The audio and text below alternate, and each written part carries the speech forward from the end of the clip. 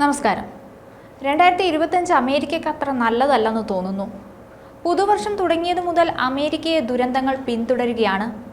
വെടിവെപ്പിനും ഭീകരാക്രമണങ്ങൾക്കും ശേഷം കാട്ടുതീയാൽ ദുരിതം പേറുകയാണ് അമേരിക്കൻ ജനത. ലോസ് ഏഞ്ചൽസിൽ കഴിഞ്ഞ 2 ദിവസമായി പടർന്നു പിടിച്ച കാട്ടുതീ അണയ്ക്കാനുള്ള തീവ്ര ശ്രമങ്ങൾ തുടരുകയാണ്. 10,000-കണക്കിന് പേർ ജീവഭയത്താൽ ഓടി രക്ഷപ്പെടുന്ന ദാരുണമായ കാഴ്ച ലോസ് ഏഞ്ചൽസിലെ നഗരങ്ങളിൽ നിന്ന് പുറത്തു വന്നിരുന്നു. അമേരിക്കയുടെ ചരിത്രത്തിൽ ഏറ്റവും നാശനഷ്ടമുണ്ടാക്കിയ പ്രകൃതി ദുരന്തമായി മാറുകയാണ് ഈ കാട്ടുതീ. ഇതിനോടകം $57 ബില്യൺ നഷ്ടമാണ് റിപ്പോർട്ട് ചെയ്യപ്പെട്ടത്.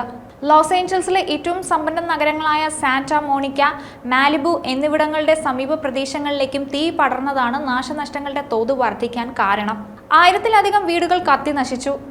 കാട്ടുതീ വിഴുങ്ങിയ കെട്ടിടങ്ങളിൽ അമേരിക്കയിലെ സെലിബ്രിറ്റികളുടെയും പ്രമുഖരുടെയും വീടുകൾ ഉണ്ടായിരുന്നു എന്നാണ് വിവരം. ഞാൻ ഈ റിപ്പോർട്ട് തയ്യാറാക്കുമ്പോൾ 5 മരണങ്ങളാണ് റിപ്പോർട്ട് ചെയ്യപ്പെട്ടത്.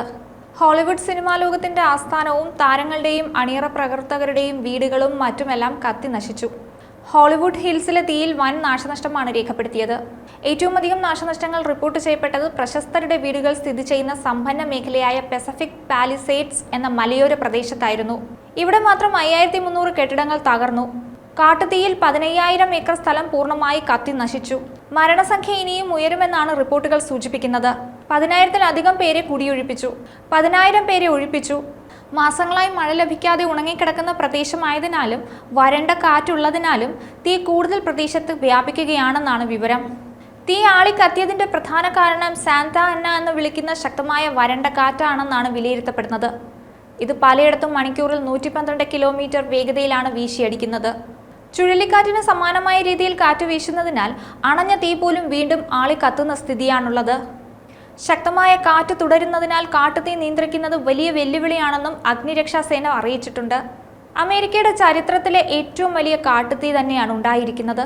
സെലിബ്രിറ്റികളും സാധാരണക്കാരുമെല്ലാം ഒരുപോലെ വലഞ്ഞിരിക്കുകയാണ്.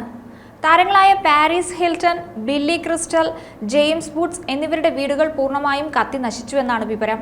Steven Spielberg, Ben Affleck, Tom Holmes എന്നിവർ ഒഴിപ്പിച്ചവരിൽ ഉൾപ്പെടുന്നുണ്ട്.